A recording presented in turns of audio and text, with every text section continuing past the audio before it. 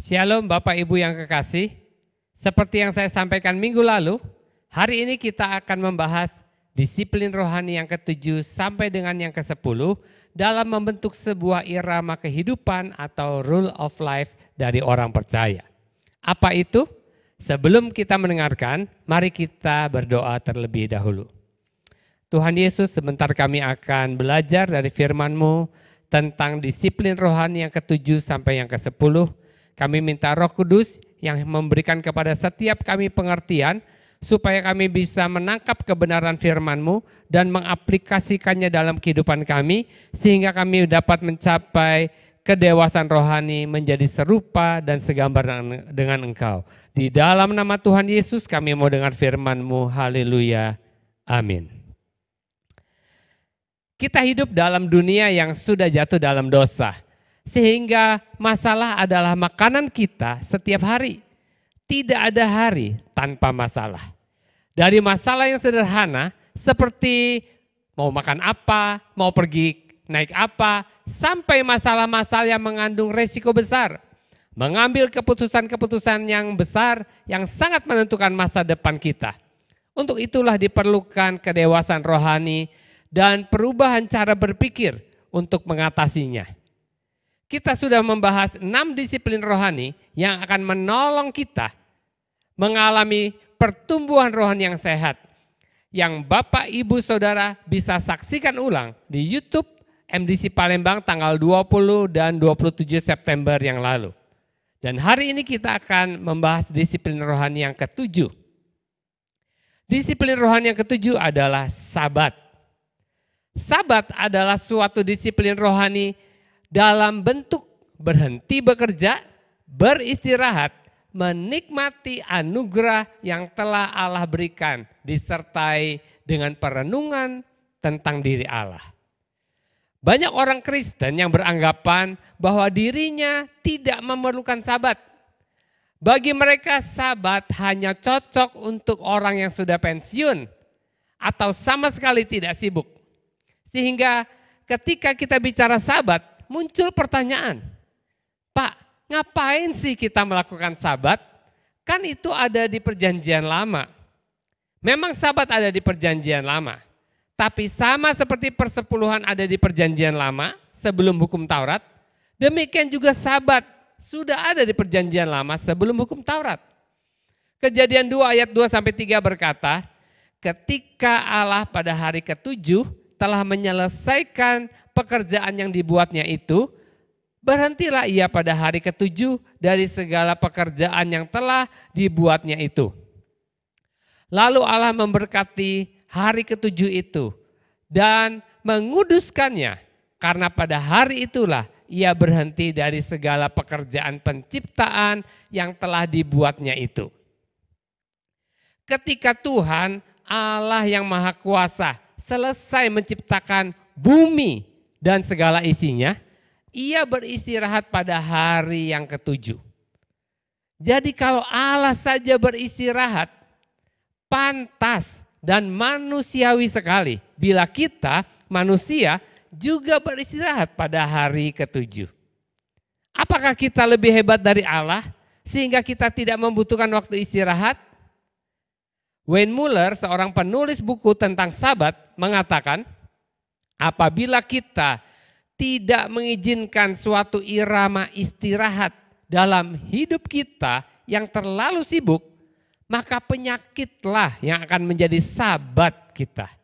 Pneumonia, kanker, serangan jantung, kecelakaan akan menciptakan sabat bagi kita. Kita mungkin merasa sayang, membuang waktu untuk berhenti bekerja, hanya istirahat, nggak efektif banget, rugi banget. Apalagi kita punya banyak kebutuhan.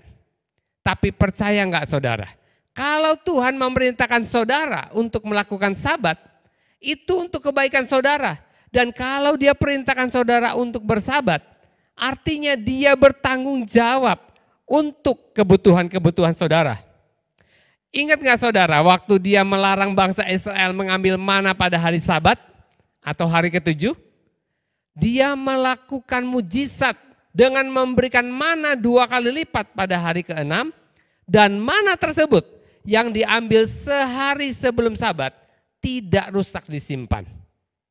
Padahal orang Israel pernah mengambil lebih banyak pada hari biasa dan keesokan harinya menjadi busuk.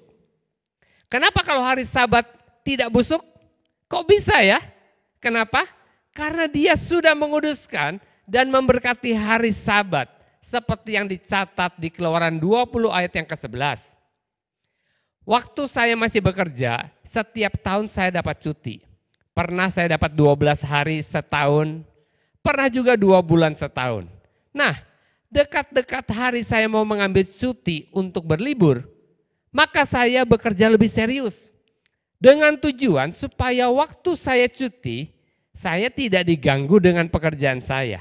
Anak buah saya atur dan saya kasih instruksi-instruksi khusus supaya saya bisa tenang berlibur. Orang-orang di Eropa, tujuan mereka bekerja keras, mengumpulkan uang karena mereka punya kerinduan untuk berlibur. Nah, seharusnya sebagai orang percaya, kita juga harus punya kerinduan yang sama untuk bersabat. Sehingga hari pertama sampai ke-6 kita bisa bekerja sungguh-sungguh, mempersiapkan segala sesuatunya supaya kita bisa bersabat. Kita rindu bersabat dan tidak diganggu oleh semua aktivitas kita yang lain. Pak, kenapa Tuhan mau kita istirahat atau bersabat? Apa sih yang kita lakukan selama Sabat? Yang pertama, kita beristirahat. Artinya beristirahat secara jasmani dari semua pekerjaan apapun yang sebenarnya dapat dilaksanakan di hari-hari lainnya. Artinya juga beristirahat secara jiwani dengan melakukan olahraga ringan, mendengarkan lagu-lagu yang meneduhkan jiwa, atau bersantai secara sehat bersama keluarga atau dengan teman-teman.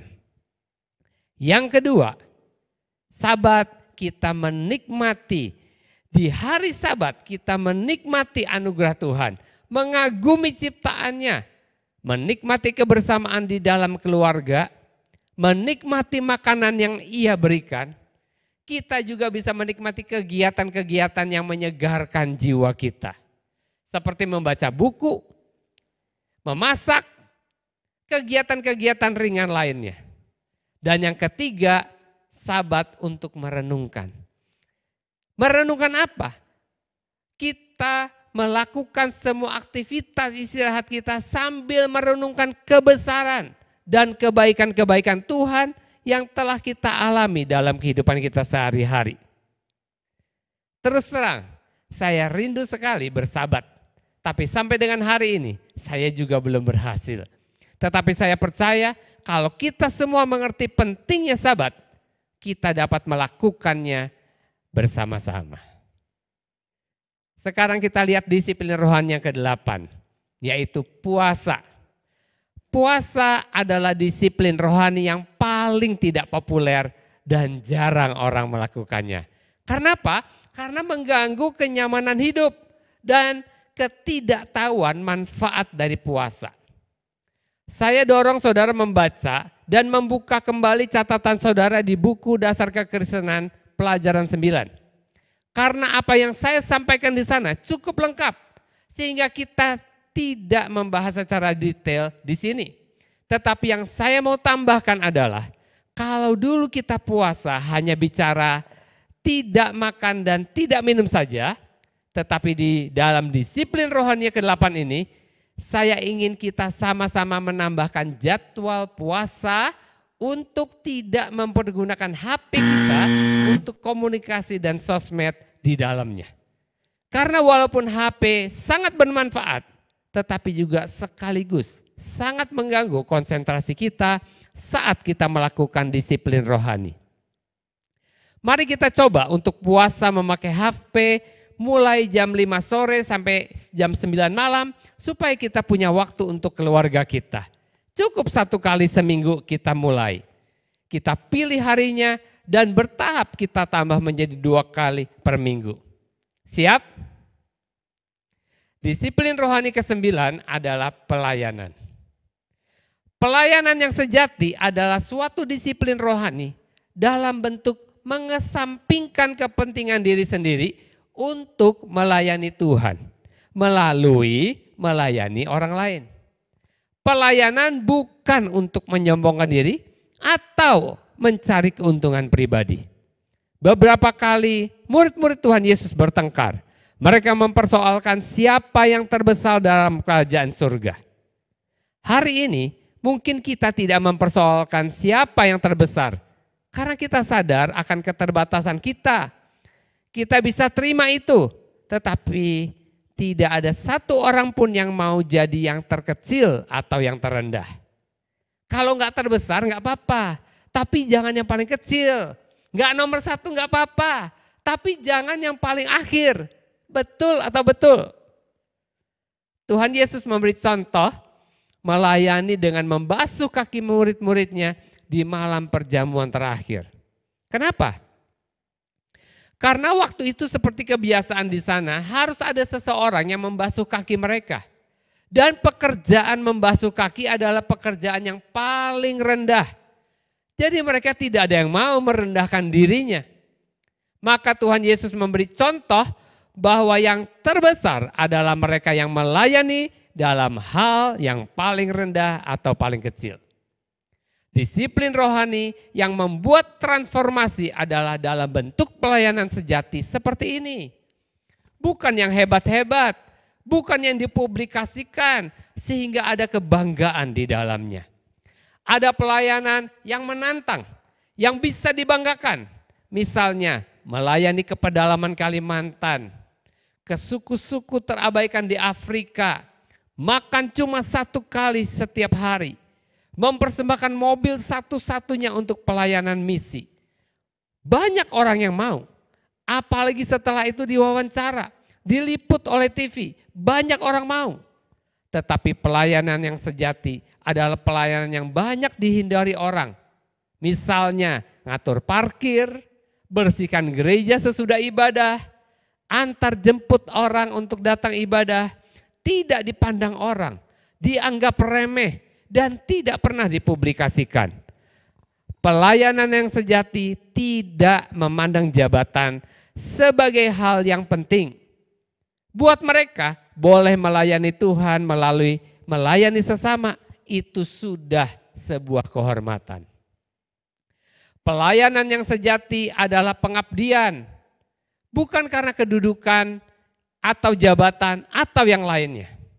Satu hari Pak Bambang Wijaya dalam sebuah acara retret, dia sekamar dengan anak seorang konglomerat lulusan Amerika.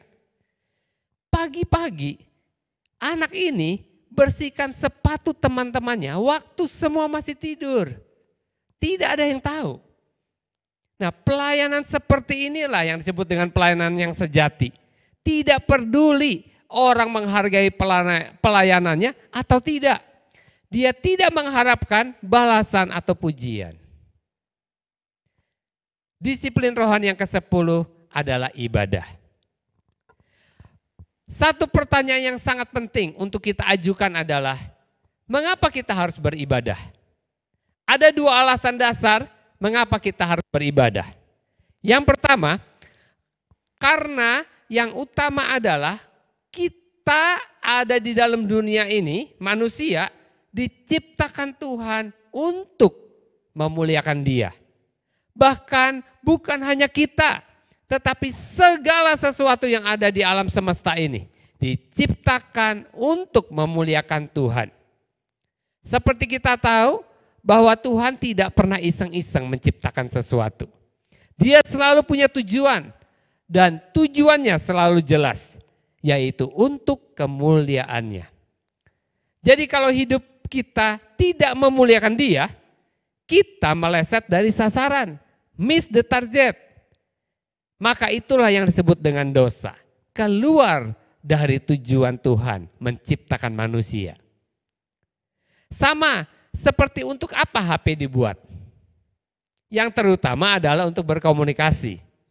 Walaupun HP bisa berfungsi macam-macam. Bisa untuk kalkulator, untuk catatan notes, untuk foto, bahkan untuk ganjel pintu juga bisa. Tapi orang beli HP terutama untuk berkomunikasi. Yang kedua, karena Allah layak untuk dimuliakan. Kalau kita harus memuliakan Tuhan, itu bukan karena dipaksa atau karena Tuhan itu gila hormat. Bukan. Bukan karena dia haus pujian. Lalu kenapa? Wahyu 4 ayat 11 berkata, "Ya Tuhan dan Allah kami, Engkau layak menerima puji-pujian dan hormat dan kuasa.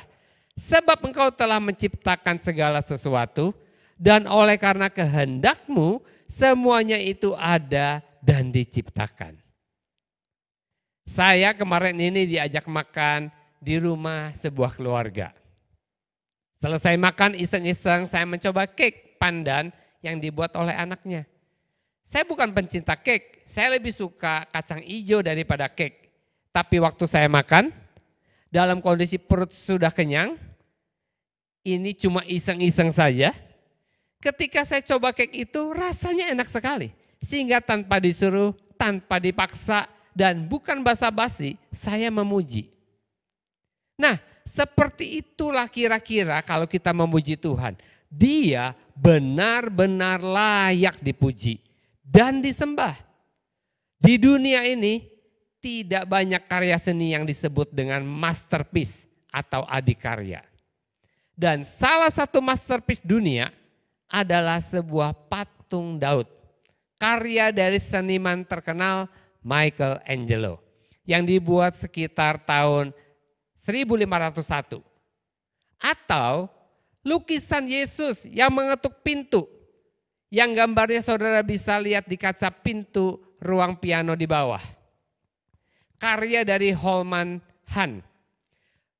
Kedua-duanya merupakan adikarya yang tidak bisa dibeli karena harganya terlalu mahal. Kalau kita melihatnya, saya yakin tidak usah disuruh, kita akan berdecak kagum dan memuji pembuatnya. Kalau karya manusia yang terbatas saja layak dipuji, apalagi Allah sebagai pencipta manusianya, pencipta alam semesta dan semua isinya. Kalau orang tidak memuji dan menyembah Tuhan, terlalu. Nah, bagaimana cara kita memuliakan Allah? Salah satu caranya adalah dengan beribadah kepada Dia. Beribadah adalah salah satu cara untuk memuliakan Allah. Itulah sebabnya di dalam setiap ibadah kita, kita menyatakan iman, penghormatan, dan kasih kita melalui puji-pujian dan penyembahan kita kepada Tuhan. Dan sudah sepantasnya kalau kita menghormati Tuhan. Kalau kita menghormati Tuhan, kita akan datang sebelum waktu yang kita sepakati. Kenapa Pak harus sebelum waktunya? Ya, supaya kita bisa mempersiapkan hati kita untuk menghadap Dia, masuk dalam hadirat-Nya. Kalau kita datang ke sekolah, yang notabene kita harus bayar saja, kita harus datang tepat waktu. Apalagi kalau kita datang menghadap Tuhan yang telah memberikan segalanya bagi kita. Hidup, berkat, kesehatan, masa depan, bahkan nyawanya Dia berikan kepada kita. Saya rasa sudah sangat amat pantas kita mempersiapkan hati kita sebaik-baiknya untuk beribadah kepadanya. Amin. Melalui ibadah kita memelihara keakraban kita dengan Allah. Jadi bukan datang untuk cari berkat. Seperti kebanyakan orang hari-hari ini.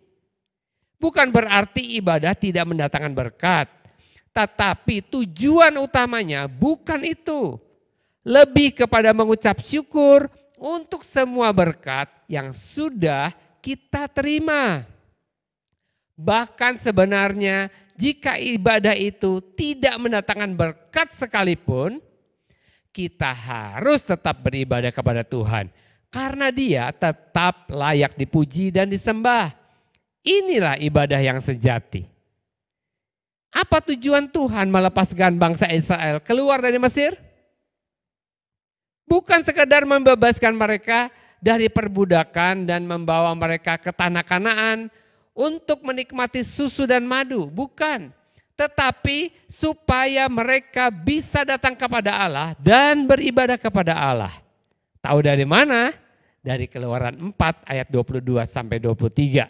Dikatakan, maka engkau harus berkata kepada Firaun, beginilah firman Tuhan, Israel ialah anakku, anakku yang sulung.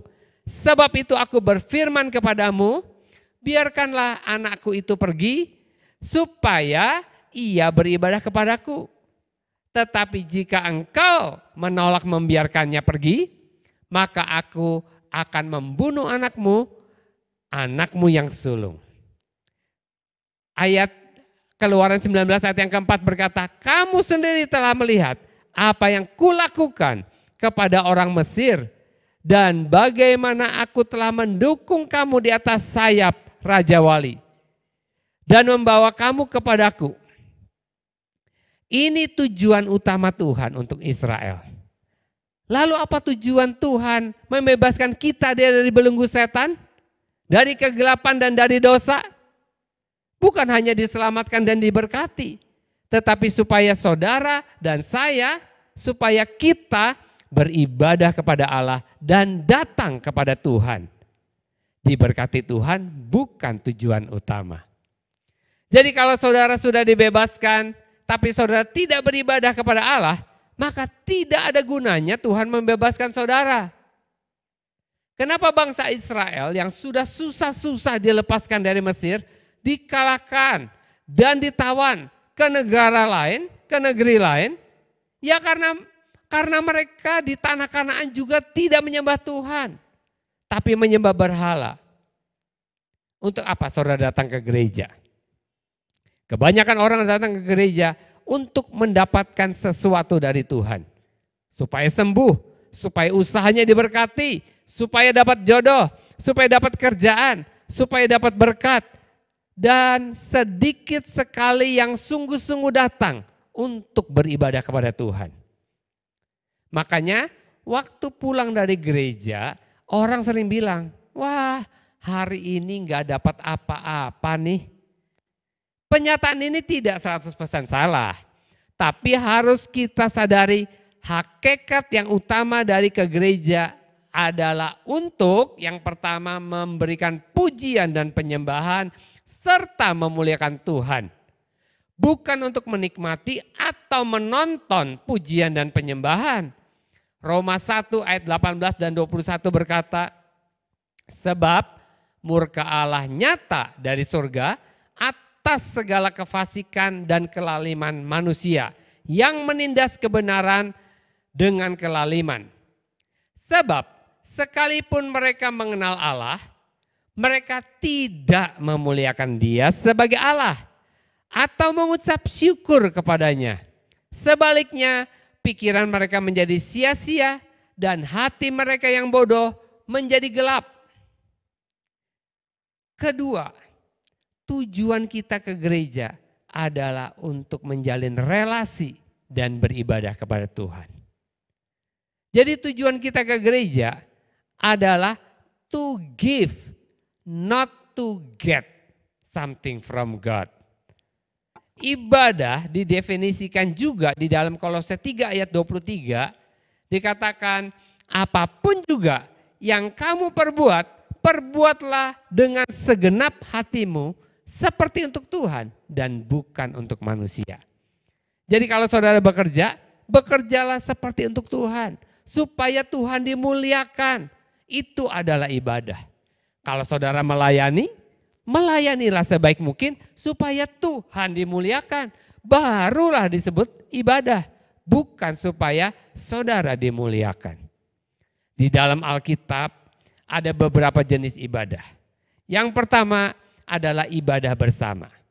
Bisa satu bangsa, bisa satu keluarga, atau satu jemaat.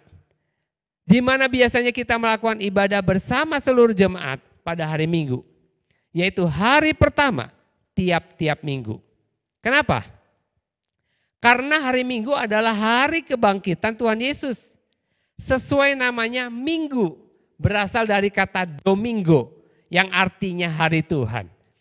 Jadi secara tidak langsung orang Indonesia mengakui kalau hari Minggu adalah hari kebangkitan Tuhan Yesus. Dan ibadah bersama ini sangat penting. Penulis kitab Ibrani berkata di dalam Ibrani 10 ayat yang ke-25, janganlah kita menjauhkan diri dari pertemuan-pertemuan ibadah kita seperti dibiasakan oleh beberapa orang. Tetapi marilah kita saling menasehati dan semakin giat melakukannya menjelang hari Tuhan yang mendekat. Itulah sebabnya sebisa mungkin kita tetap mengadakan pertemuan-pertemuan ibadah walaupun dalam masa pandemi. Bukan karena nekat, bukan sama sekali. Makanya saya tidak bosan-bosannya menasehati kita semua untuk waspada. Tetapi kita harus menjaga supaya roh kita tetap menyala-nyala. Karena kalau terlalu lama tidak ada pertemuan ibadah, roh kita bisa padam. Tapi selain ada ibadah bersama, Alkitab juga mencatat tentang adanya ibadah pribadi. Ibadah pribadi kita sebut dengan nama ibadah harian. Apa gunanya? Bukan untuk dapat berkat. Berkat cuma bonus. Ibadah harian adalah untuk memelihara relasi kita dengan Tuhan. Yohanes 15 ayat 5 berkata, akulah pokok anggur dan kamulah ranting-rantingnya. Barang siapa tinggal di dalam aku dan aku di dalam dia, ia berbuah banyak. Sebab di luar aku, kamu tidak dapat berbuat apa-apa. Kalau kita tidak tinggal di dalam Tuhan, tidak memelihara relasi kita dengan Tuhan, kita akan menjadi kering. Dan untuk menjaga relasi inilah dibutuhkan salah satunya ibadah. Di sini pentingnya ibadah harian yang saya singkat dengan IH. Jadi tujuan IH yang pertama adalah memelihara relasi dengan Tuhan. Dan yang kedua, mengatur irama kehidupan yang berpusat pada Tuhan, bukan berpusat pada kebutuhan jasmania. Apa maksudnya? Manusia biasanya mengatur aktivitasnya berdasarkan 3 hal. Yang pertama, berdasarkan jam makan.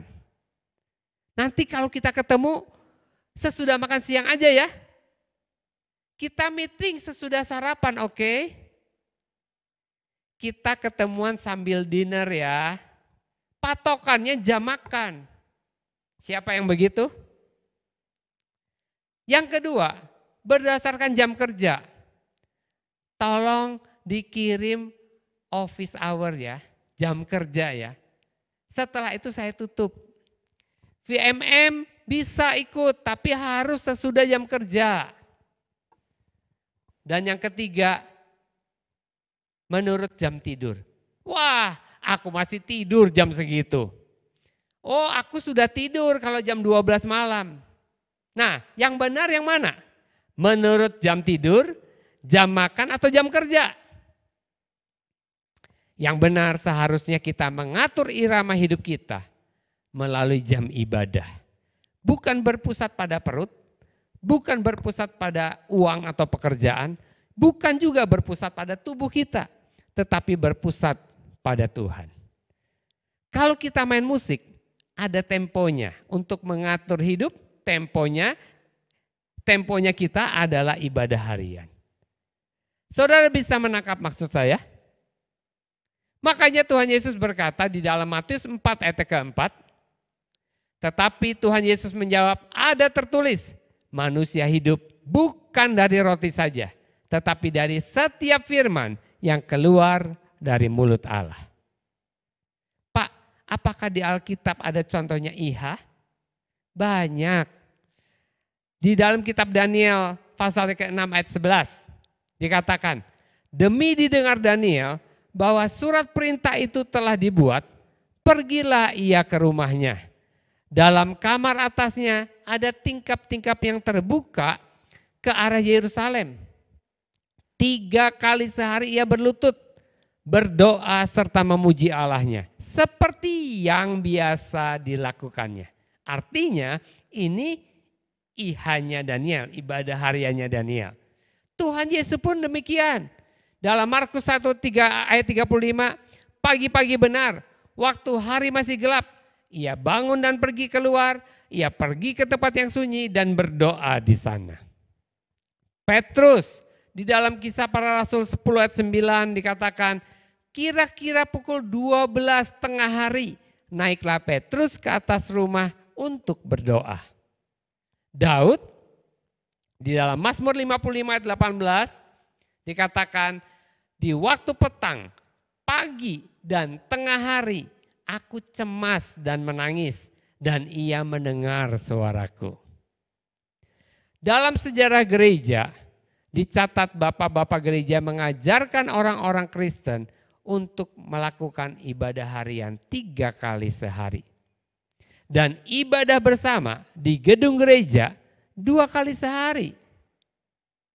Dan banyak gereja masih melakukan kebiasaan ini dengan mengadakan ibadah pagi setiap hari. Sampai hari ini. Dan kalau kita melakukan ibadah dengan rutin, baik ibadah bersama maupun ibadah pribadi, maka kita akan semakin akrab. Akrab dengan Tuhan, akrab dengan pencipta kita. Kita bisa merasakan kedekatan secara pribadi dengan Tuhan. Amin. Kita telah menyelesaikan pembahasan tentang 10 disiplin rohani. Dan saya percaya kalau apa yang kita bahas selama 3 kali pertemuan ini kita lakukan, maka kerohanian kita akan bertumbuh dengan sangat baik. Memang tidak mudah memulai suatu kebiasaan yang baru. Tapi kalau tidak dari sekarang kita mulai, kapan lagi? Waktu berjalan terus, usia kita terus bertambah dan kita tidak tahu sampai kapan kita ada di muka bumi ini. Mari kita saling menasehati, saling mendorong dalam kasih untuk melakukan disiplin rohani ini bersama-sama. Tuhan Yesus memberkati. Mari kita berdoa. Tuhan Yesus, kami sudah mempelajari 10 disiplin rohani dalam 3 kali pertemuan. Kami tidak mau apa yang kami dengar itu lewat saja dalam telinga kami, lewat dari pikiran kami. Kami ingin kami bisa menjadi pelaku firman-Mu. Kami ingin menjadi seperti Engkau, dewasa rohani, menyelesaikan masalah-masalah dengan cara-Mu Tuhan. Ini kami Tuhan, menyerahkan hidup kami ke dalam tangan-Mu. Aku berdoa untuk setiap orang yang hari ini menyaksikan program ini. Tuhan juga memampukan mereka untuk melakukan disiplin rohani. Dan hidup mereka semakin hari semakin seperti Kristus. Terima kasih Tuhan, kami mengucap syukur di dalam nama Tuhan Yesus Kristus. Haleluya. Amin. Kita berjumpa lagi minggu depan. Tuhan Yesus memberkati.